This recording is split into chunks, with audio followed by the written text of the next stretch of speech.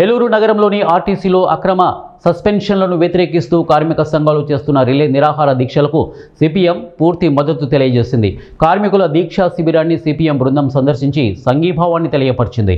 ఈ సందర్భంగా సిపిఎం ఏలూరు నగర కార్యదర్శి పంపన రవికుమార్ మాట్లాడుతూ ఆర్టీసీ పెట్రోల్ బంకులో జరిగిన అవినీతిపై సరైన విచారణ జరపకుండా, అసలు నేరస్తులను పట్టుకోకుండా నిరపరాధులను, అమాయకులైన నిరుద్యోగులను సస్పెండ్ చేయడం ఎంతవరకు సమంజసమని ప్రశ్నించారు. అవినీతి పరులను గుర్తించకుండా ఉద్యోగులందరూ డబ్బులు తిరిగి చెల్లించాలని ఒత్తిడి చేయడం ఏ చట్టంలో రాస్తుందో యాజమాన్యం స్పష్టం చేయాలని డిమాండ్ చేశారు. డబ్బులు తిరిగి చెల్లిస్తే నేరం మరుగున పడిపోతుందా అని ప్రశ్నించారు.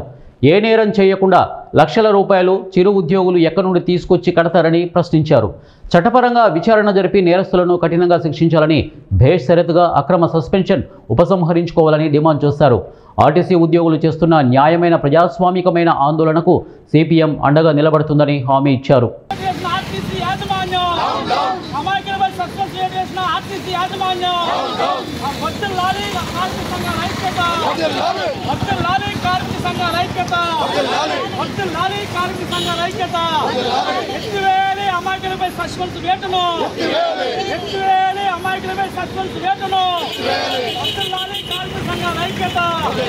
డౌన్ డౌన్ ఆర్టీసీ యాజమాన్యం.